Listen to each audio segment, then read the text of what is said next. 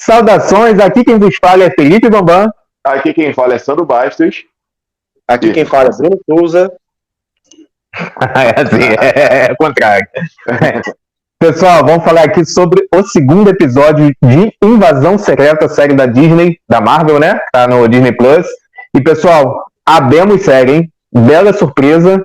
Depois de bastante tempo aí, a Marvel sem fazer uma série boa, até agora, eu tô gostando bastante dessa série aí. O que vocês dizem? Sim, tá dando vários panos pra manga já. Esse segundo episódio já abriu muita coisa que parece que tá levando pra um caminho meio que estreito com a série do Invasões Secretas das HQs, né, bichão? Série de gente grande, né? Ela tá começando. Ela usa os elementos da saga, né? Da HQ, mas uma adaptação muito mais realista. Muito mais realista. Mais séria, né? Mas bem mais séria, bem mais séria. Quando você imaginar que uma série da Marvel no Disney Plus você veria uma cena de tortura com arrancando o dedo de uma pessoa entre aspas. Entre aspas. Não, sim, aquela cena da tortura não foi uma cena simples de tortura, né? Ele naquela cena diz muita coisa. E também diz que os governos dos seres humanos, dos terráqueos, conhecem bastante coisa sobre os Skrulls. Sabem, inclusive, o que afeta eles, os venenos, as substâncias que conseguem alterar na fisiologia deles, e a tortura funcionou meio que nisso. Né? Aconteceu algo próximo a isso, né, em Falcão e Soldado Invernal, quando aparece lá na cena, né, do Capitão América, que vai virar o agente americano. Quando ele usa o escudo para matar um dos vilões da série, e aí o escudo aparece com sangue, né? Ali foi acho que foi a primeira vez em que a Marvel colocou uma cena que chocasse realmente, né? Que fosse mais jocosa com relação aos seus símbolos, né? Ali que foi o escudo do Capitão América. Eu acho que essa cena de tortura aí foi a segunda vez em que a Marvel se arriscou a mostrar algo realmente forte. No episódio, né?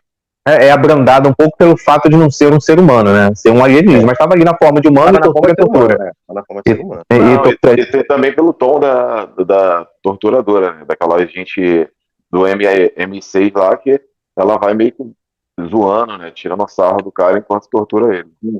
Por sinal, é o tipo de papel que é perfeito por Olivia Colman, que é uma atriz que, não sei, ela sempre coloca uma ironia sarcástica nos seus personagens, tem outras séries e filmes, e ela tá maravilhosa também, né, nesse episódio. Então, só pra gente seguir aí o arco narrativo, o que nós tivemos nesse episódio? Primeiro, ele começou tendo como é que se fala? Esqueci, a vista do passado. Um flashback, obrigado, Sandro.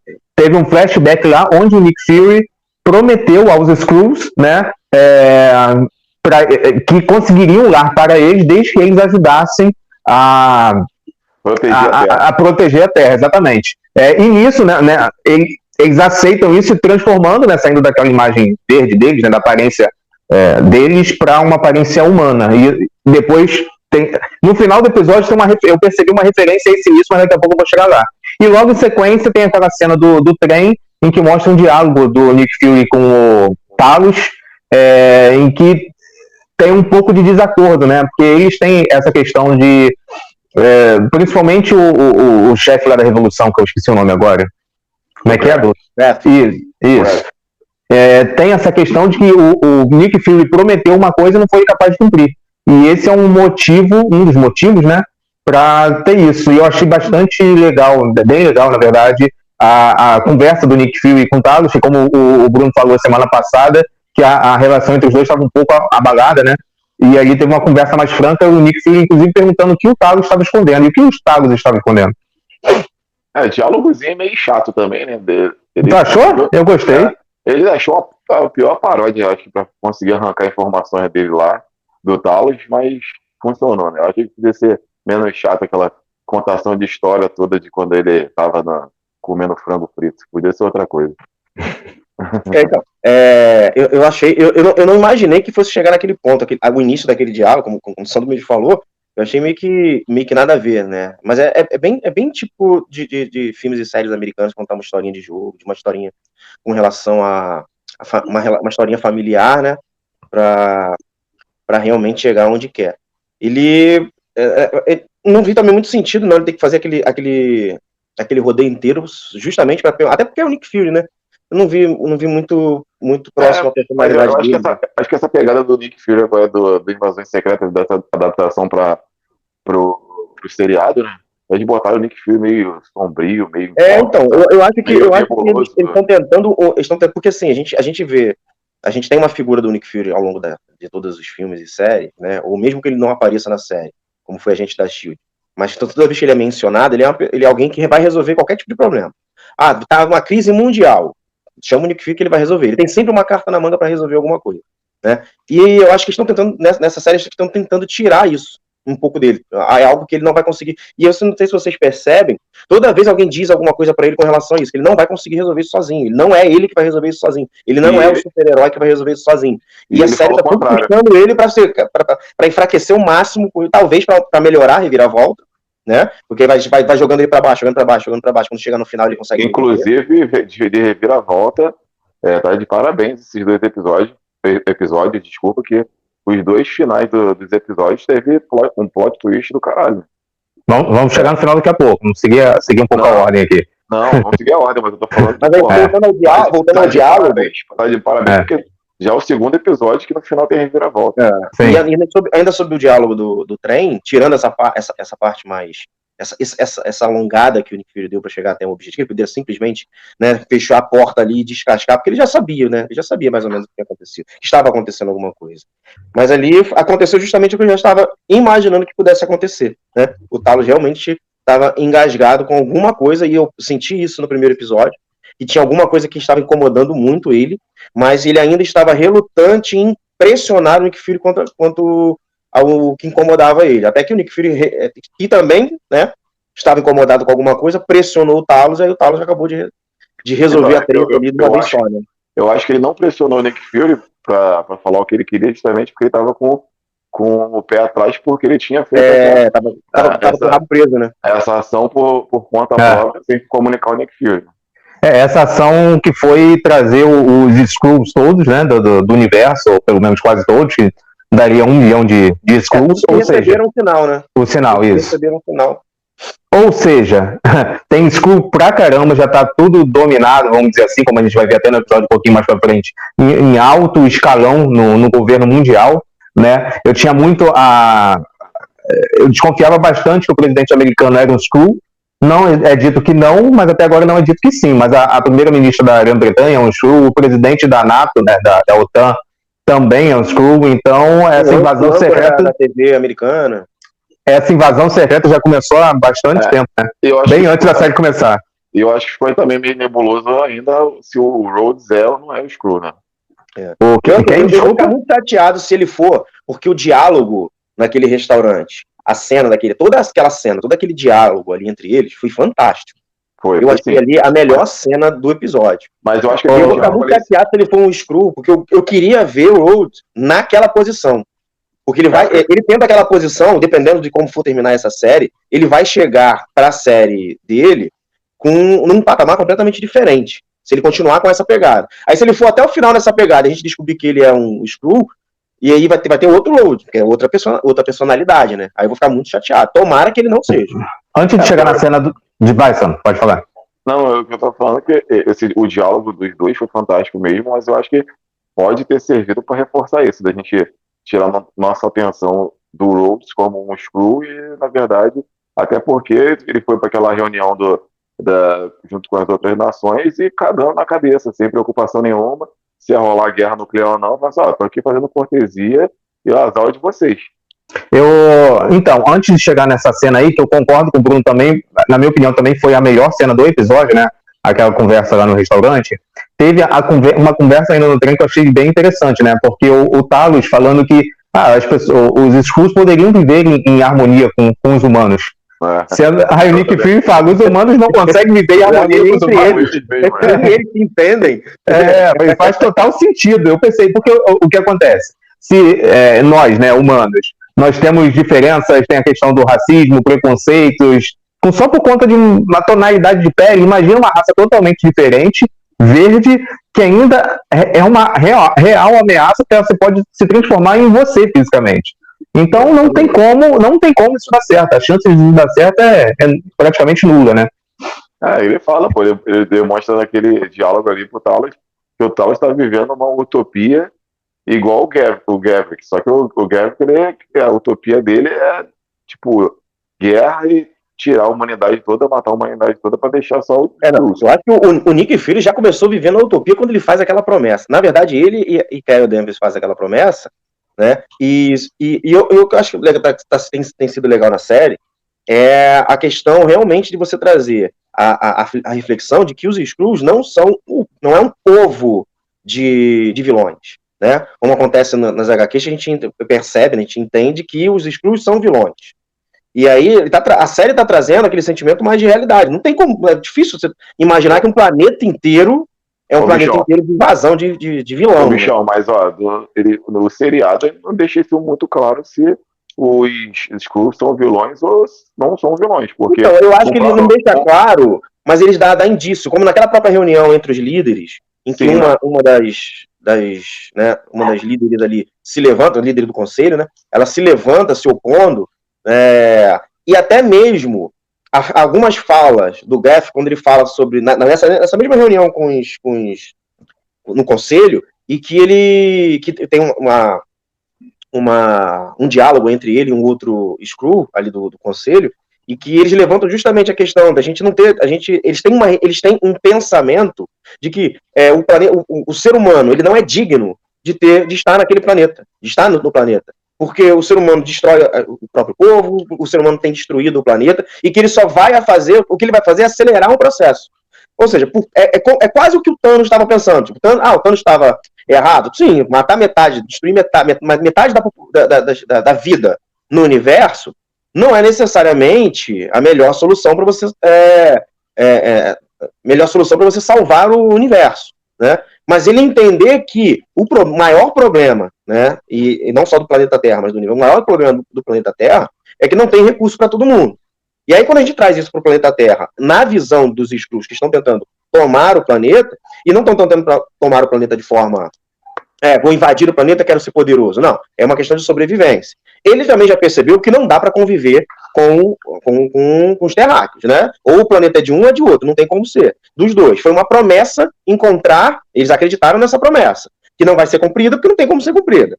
Só que eles entendem o seguinte, o ser humano está destruindo, o ser humano, eles têm a percepção da casa, eles precisam cuidar da casa, eles querem um lar para viver. E o ser humano faz o que com essa casa? Faz o que com esse lar que ele já tem para viver? Cuida, protege, zela, não faz nada disso. Se eles não estão cuidando disso daqui, vamos lá, vamos matar todo mundo e a gente mesmo cuida. Assim, não quer dizer que eles sejam... É um ponto de vista diferente. A gente tem a sensação de que realmente eles são vilões, porque eles querem matar pessoas para conseguir o objetivo deles.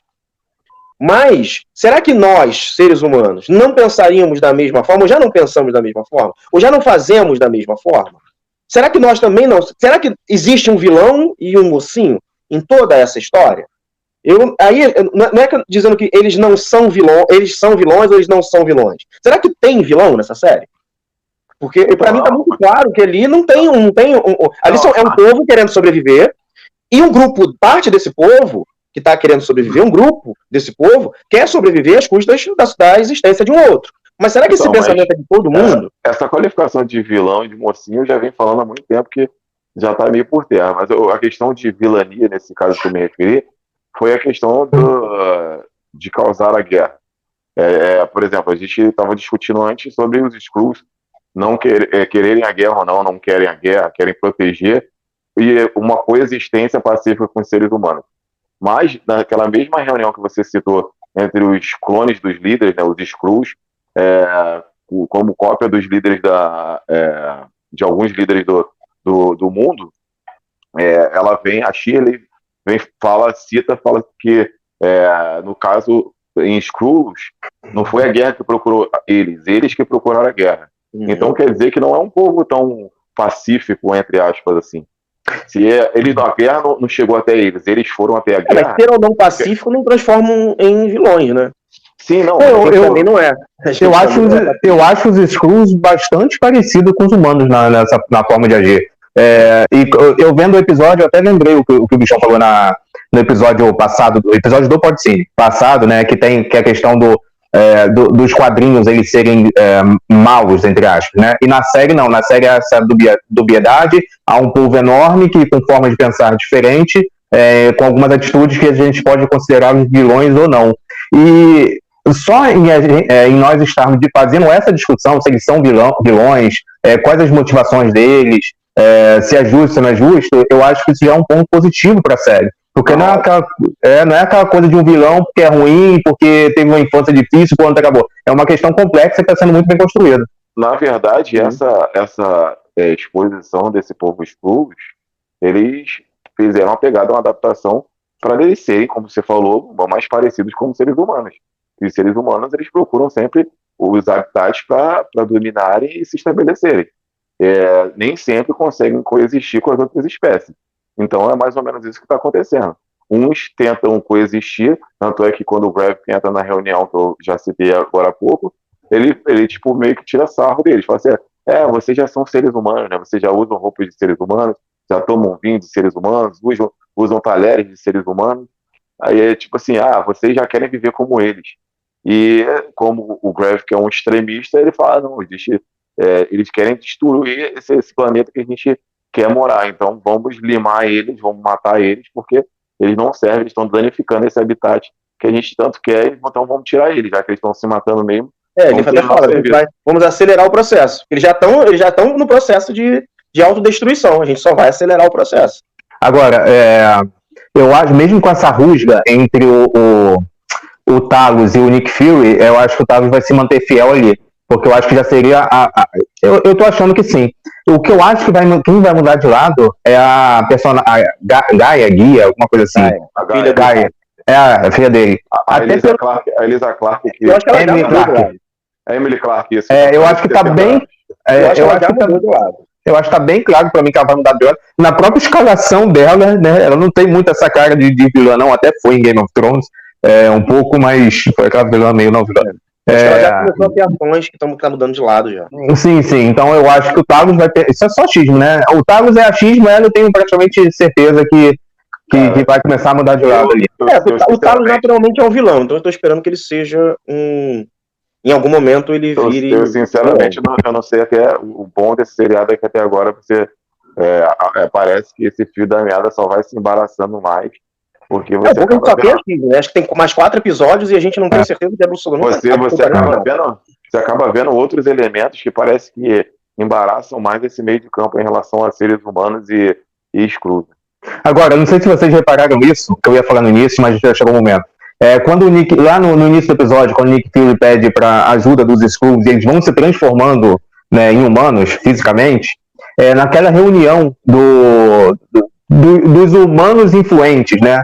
Em que eles decidem realmente botar o plano para frente do conselho, isso, obrigado. Na reunião do conselho é o contrário que acontece, quando o líder, né, que é eleito ali realmente, né, chancelado, o líder pede para eles quem tá comigo, porque o Nick Fury começou o episódio falando quem tá comigo, as pessoas conseguem se transformar.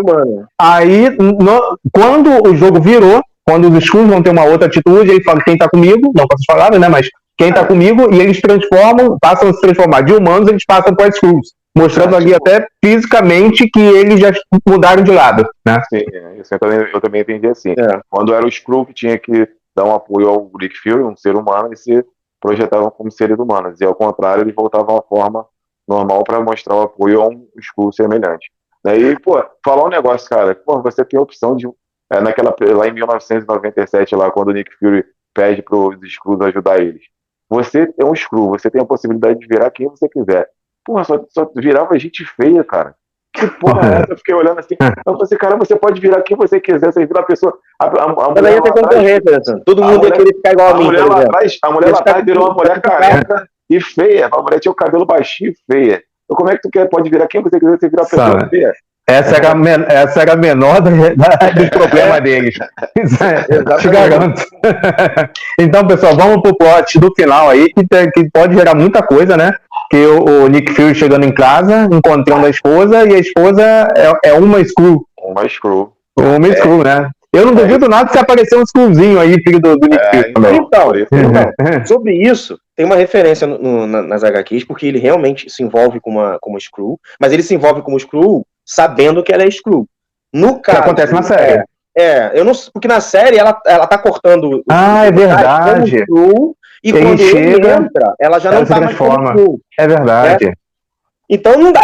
Eu não sei se a série quis confundir a gente pra que a gente ache que ele não saiba que ela é uma Skrull, ou se foi só realmente. Tipo assim, na especulação do achismo, pra mim, ficou parecendo que ele sabe que ela é uma Skrull e protege, inclusive, essa identidade dela, porque ele não usa a aliança e a aliança fica na casa dele. Tanto é que quando ele chega pra falar. Mas ele não usa aliança, o Clint Barton também não usa aliança, ninguém sabia que ele tinha uma família com 3 filhos.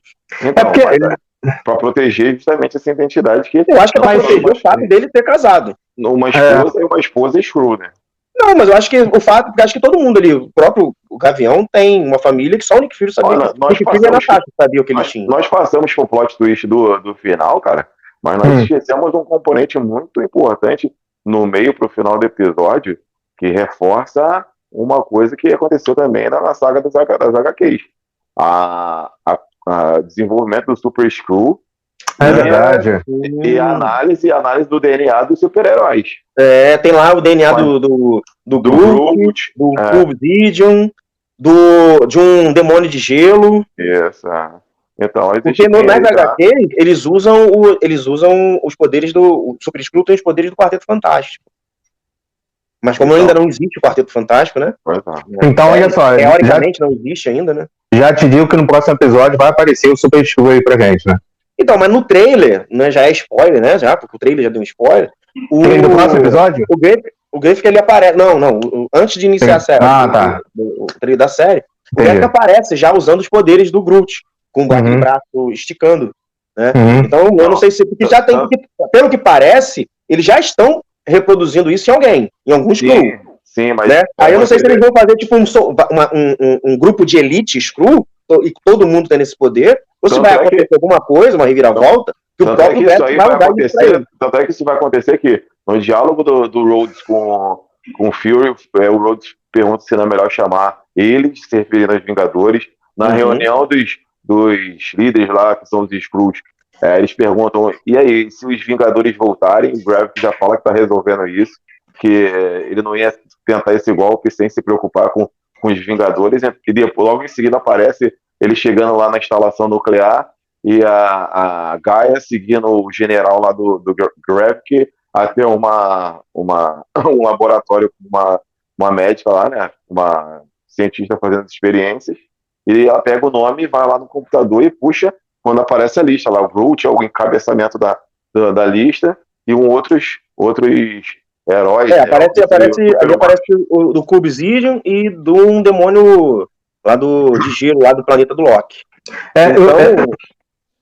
Mas só que tem alguém já sendo manipulado geneticamente. Eu acredito, veio aqui na minha cabeça agora, eu tô achando até que aquele rapaz, porque ele chega no início do primeiro episódio, ele entra lá, ele é acolhido, um Skrull, na verdade, né?